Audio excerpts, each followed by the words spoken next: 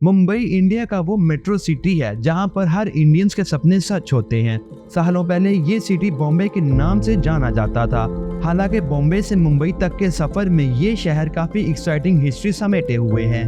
आपको जानकर हैरानगी होगी कि भारत का कमर्शियल एंड फाइनेंशियल कैपिटल कहा जाने वाला ये शहर एक टाइम पर जहेज के रूप में एक फॉरेनर राजा को शादी के दौरान दे दिया गया था। सपनों की नगरी कहा जाने वाला इस शहर ने सदियों से कई बदलाव देखे। आज आपको मुंबई का जो चेहरा देखने को मिलता है ये हमेशा से वैसा नहीं था, बल्कि ये तो 7 आइलैंड्स में बटा हुआ आर्कीपेलागो था, जिसे आर्कीपेलागो ऑफ 7 आइलैंड्स के नाम से जाना जाता था। आखिर कैसे ये आइलैंड मिलकर एक शहर बने, किसने इस पोर्टाउन को बसाया और आखिर बॉम्बे मुंबई कैसे बना। सिविलाइजेशन की बात करें तो इंजीनियर्स टाइप स्टोन एज से ही इन सभी आइलैंड्स पर रहा करते थे। कॉलिस एंड एग्री नाम के ट्राइब्स यहाँ के सबसे अर्ली नॉन सेटल्स थे। दरअसल सदियों पहले बॉम्बे शहर था ही नहीं, बल्कि ये जगह कई आइलैंड्स में बटी हुई थी। इस जगह पर बॉम्बे, कोलाबा, लिटिल कोलाबा, मजगांव, परेल, वॉडली और महिम नाम के 7 अलग अलग आइलैंड्स हुआ करते थे। ये आइलैंड कुछ दूरी पर एक दूसरे से अलग अलग बसे हुए थे। उन दिनों यहाँ से fishing villages, marches, mud flats, caves, temples और हिल्स ही देखने को मिलते थे। इन आइलैंड में रहने वाले ज्यादातर लोग मछुआरे थे, तो यहाँ मछली पकड़कर अपना जीवन चलाते थे। इसके अलावा भी कई कम्युनिटीज इन आइलैंड्स में रहती थी।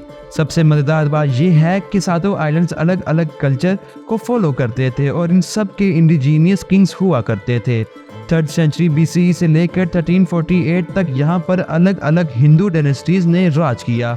सबसे पहले यहाँ मौर्यन किंग अशोका का राज होता था, लेकिन 185 BCE में मौर्य एम्पायर के डिक्लाइन के साथ 2nd सेंचुरी BCE से लेकर 10th सेंचुरी CE तक इन आइलैंड्स पर वेरियस इंडिजीनियस डायनेस्टीज ने राज किया, जिसमें सतवाहनस, अबीरस, वकाटाकस, कलाचोरिस, कोनकान, चुलाकियास, राष्ट्रकूटास, चोलास शामिल थे। 1348 में दिल्ली सल्तनत ने इन सभी आइलैंड्स पर कब्जा कर लिया और यहीं से हिंदू रूलर्स की पावर भी खत्म हुई। 1348 से लेकर 1391 तक यहाँ पर दिल्ली सल्तनत का कंट्रोल रहा और इसी दौरान नसीरुद्दीन मोहम्मद बिन तुगलक, जो कि दिल्ली सल्तनत के सुल्तान थे, उन्होंने जफर खान को गुजरात का गवर्नर बना दिया था।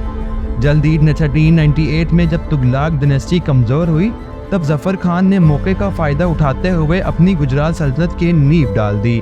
इसी पावर शिफ्ट के साथ बॉम्बे भी अब गुजरात सल्तनत के हिस्सा बन गया। वैसे तो कहने को पोर्तुगीज 1509 में ही बॉम्बे पहुंच गए थे, लेकिन उन्हें बॉम्बे को पूरी तरह हासिल करने में 2 डेकेड्स तक का टाइम लगा।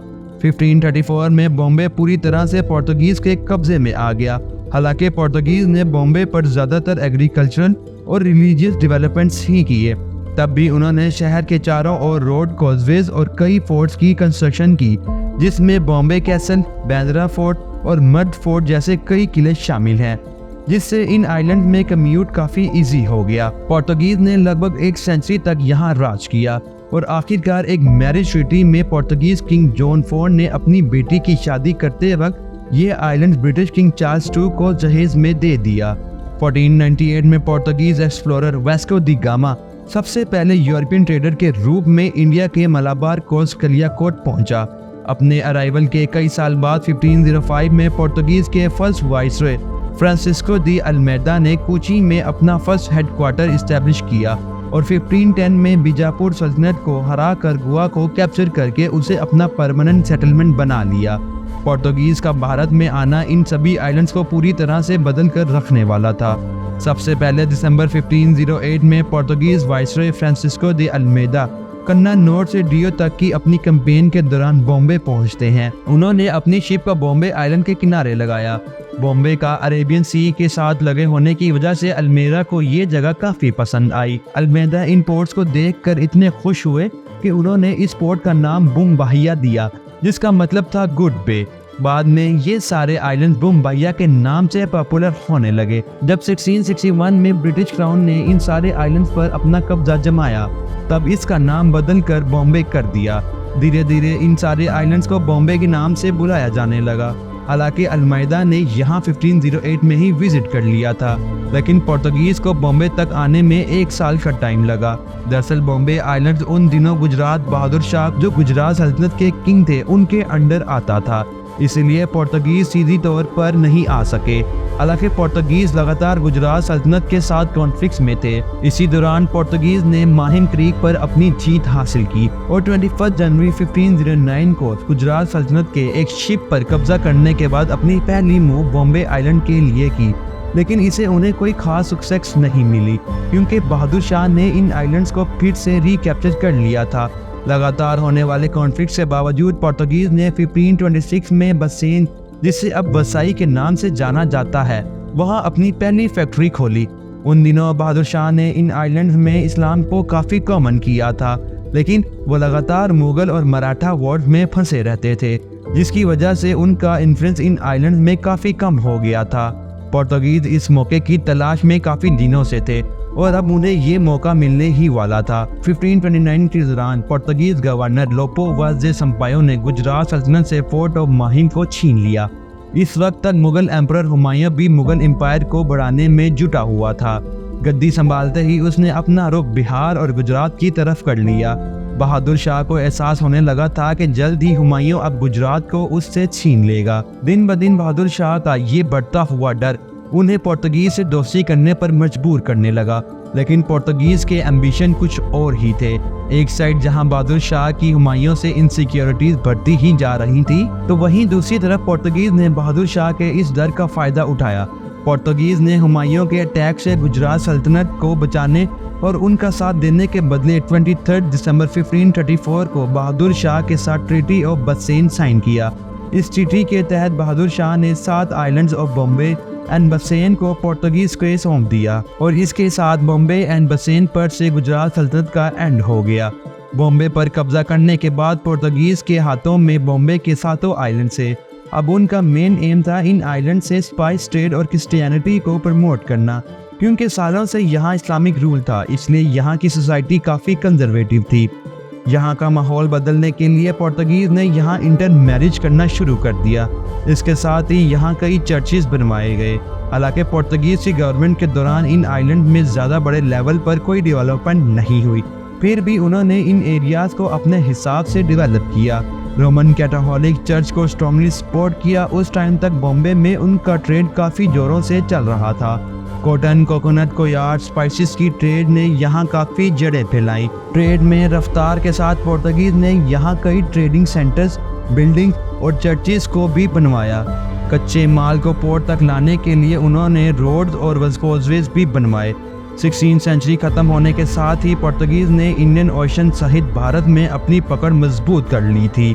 लेकिन पोर्तुगीज की बढ़ती आमदनी और मोनोपोली को देखते हुए कई दूसरे यूरोपियन कंट्रीज, खासकर स्पेन ने पोर्तुगीज पर हमले शुरू कर दिए। इसी बीच स्पेन ने पुर्तगाल पर अटैक करके उन पर कब्जा कर लिया।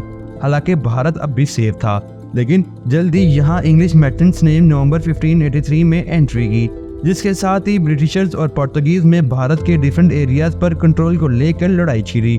दूसरी कई यूरोपियन पावर्स इंडिया में पोर्तुगीज के स्पाइस ट्रेड मोनोपोली को खत्म करना चाहते थे, इसीलिए वो लगातार भारत में मुगल एम्परर से बिजनेस करने की मंजूरी मांग रहे थे।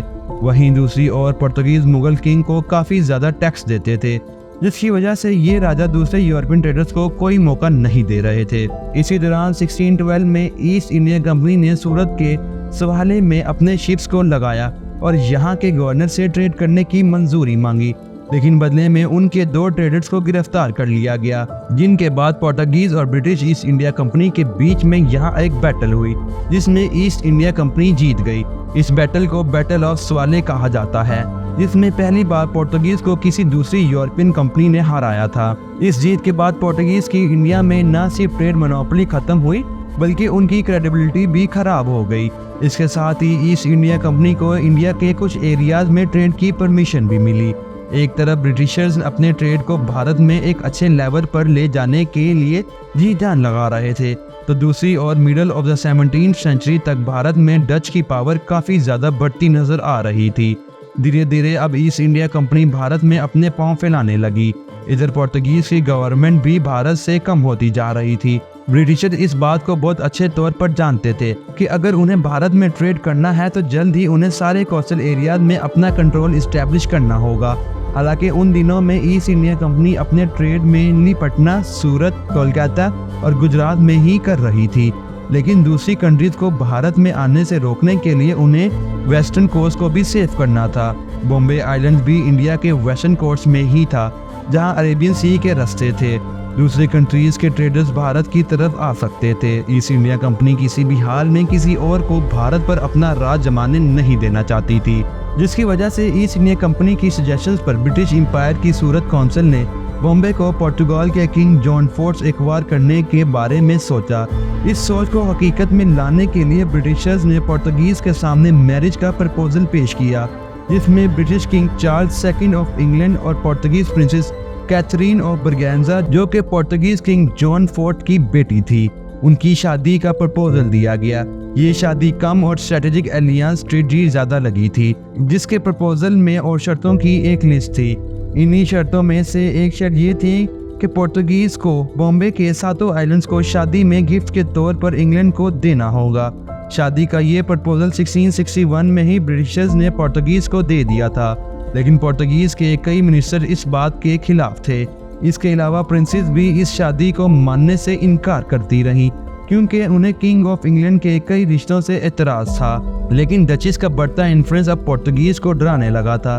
16वीं सेंचुरी के एंड में डचेस इंडियन ओशन में पोर्तुगीज की मोनोपोली को चैलेंज करने लगे और उन्होंने वो बिजनेसेस जिस पर पोर्तुगीज का एक राइट था वो उनसे छीनने लगे।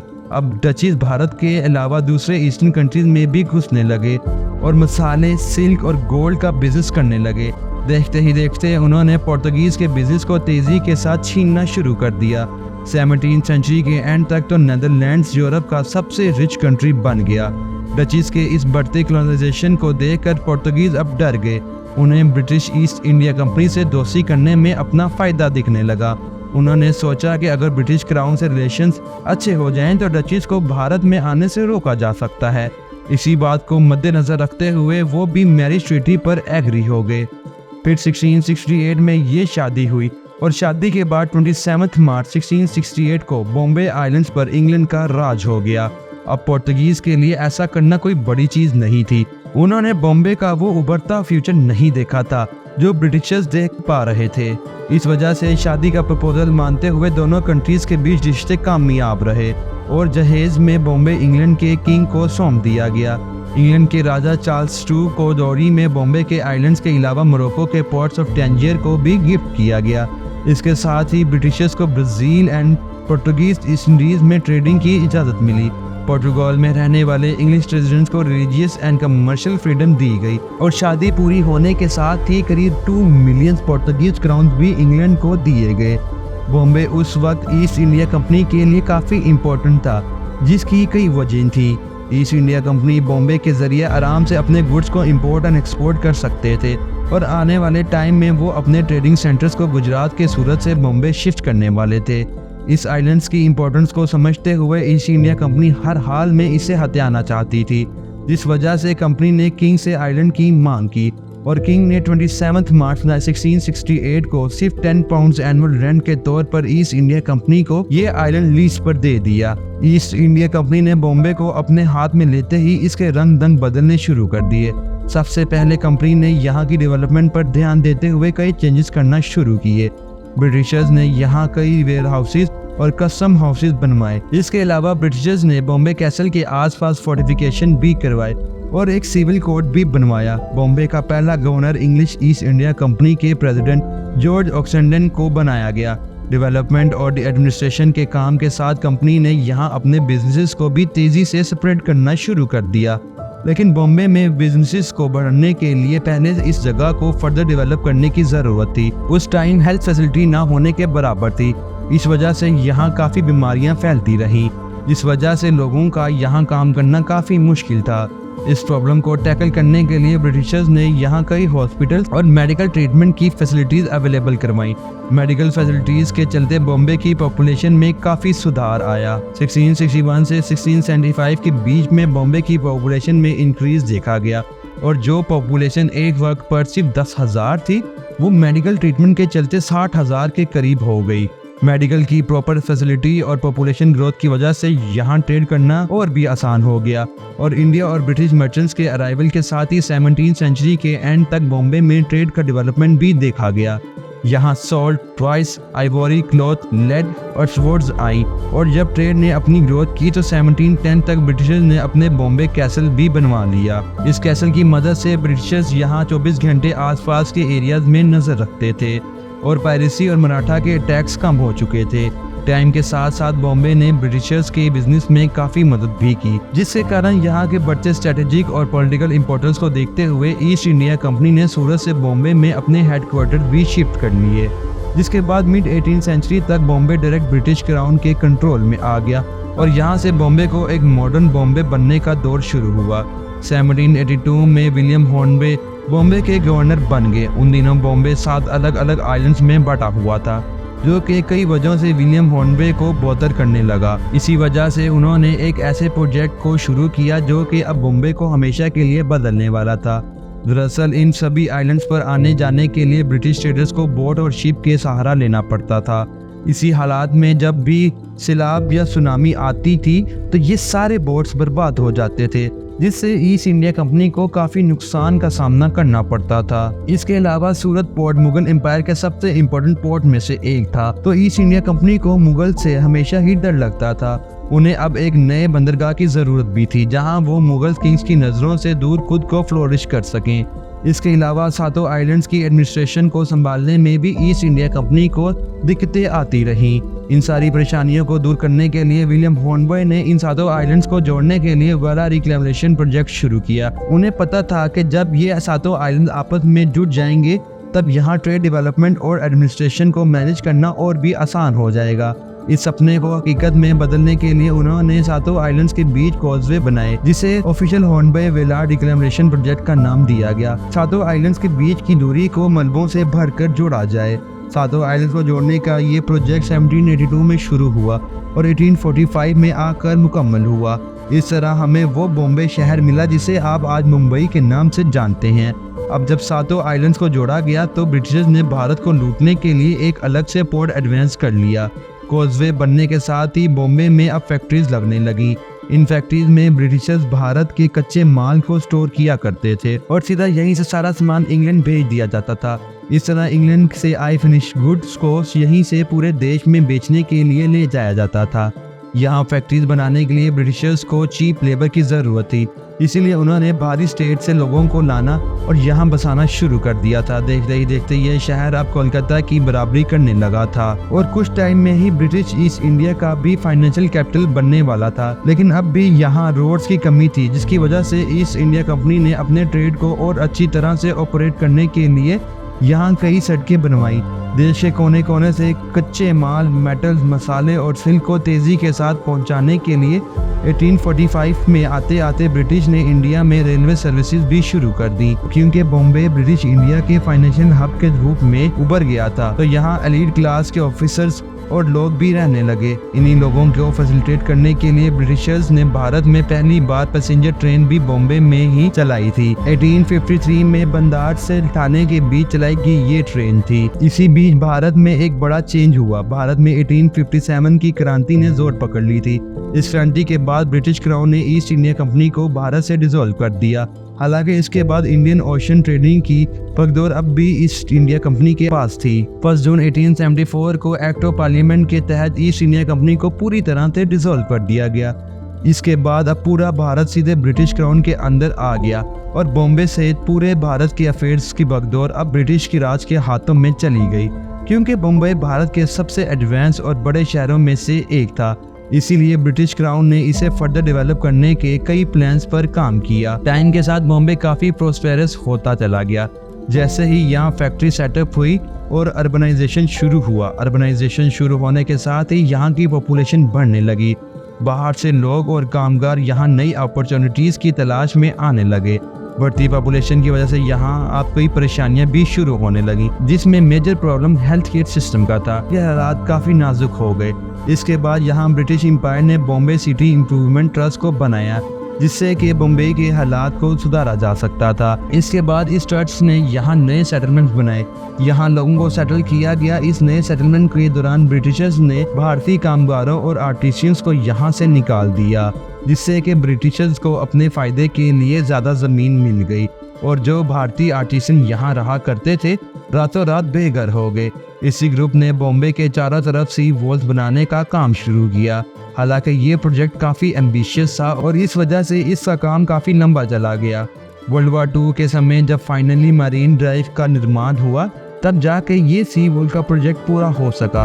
हालांकि बॉम्बे में डेवलपमेंट तेज़ रफ्तार में हुई, लेकिन इसका मकसद सिर्फ और सिर्फ ब्रिटिश एम्पायर के इनकम को बढ़ाने और भारत से ज़्यादा धान लूट कर ले जाने का था। बॉम्बे में मरीन ड्राइव फ्लाईओवर का निर्माण भी वर्ल्ड वार 2 में सिपाहियों को खाना पानी, ज़रूरत के सामान और वॉर के हथियार को आसानी से और तेज़ी के साथ ट्रांसपोर्ट करने के लिए हुआ था। 1945 में जब मरीन ड्राइव का काम पूरा हुआ तब बॉम्बे के सबर्ब्स में भी काफ़ी खाली ज़मीन मिली, जहां डेवलपमेंट्स और रेजिडेंशियल प्रॉपर्टी बिल्ड अप होने लगी। ब्रिटिश राज के टाइम में बॉम्बे पॉलिटिक्स और बिजनेसेस का बड़ा हब बन गया। ब्रिटिशर्स ने यहाँ कई बड़े स्ट्रक्चर्स बनवाए जो आज तक भारत की शान में खड़े हैं। The Raja by clock tower, Victoria terminus और बॉम्बे हाई कोर्ट की कंस्ट्रक्शन भी ब्रिटिश रूल के दौरान हुई थी। 1911 में जब जॉर्ज फिफ्थ का भारत के एम्परर के तौर पर कोरोनेशन होने वाला था तब मुगल के आइकॉनिक गेटवे ऑफ इंडिया की कंस्ट्रक्शन स्टार्ट की गई, जो कि 1924 में बनकर पूरा हुआ। 1947 में जब भारत आज़ाद हुआ तब तक बॉम्बे भारत के सबसे इम्पोर्टेंट शहरों में शुमार हो गया। यहाँ गुजराती समाज के लोगों की काफ़ी बोलबाला था। पोस्ट इंडिपेंडेंस यहाँ के इकोनॉमी और बिजनेस गुजराती समाज के लोगों के साथ में था, जिसकी वजह से मराठी स्पीकिंग पॉपुलेशन में काफ़ी डिससेटिस्फैक्शन फैलता जा रहा था, जिसकी वजह से यहाँ 1956 से 1960 तक मराठा प्रोटेस्ट चला। इस दौरान बॉम्बे में काफ़ी वायलेंस फैलने लगा। बढ़ती डिससेटिस्फैक्शन और वायलेंस की वजह से 1960 में बॉम्बे स्टेट की पार्टीशन कर दी गई और इसके बाद 2 नए स्टेट महाराष्ट्र और गुजरात को फॉर्म दिया गया। इसके बाद बॉम्बे प्रेसिडेंसी का अर्बन एरिया बॉम्बे के नाम से जाना गया और महाराष्ट्र का कैपिटल सिटी बन गया। 1995 में बॉम्बे का नाम बदलकर इसका मराठी नेम मुंबई कर दिया गया। दोस्तों, ये थी मुंबई की हिस्ट्री। उम्मीद है आप लोगों को ये वीडियो इंटरेस्टिंग लगी होगी। अगर आप और दूसरी सिटीज़ की हिस्ट्री जानना चाहते हैं तो इन्फो मोज़ैक को सब्सक्राइब करें। अपना बहुत सारा ख्याल रखें। अल्लाह हाफिज़।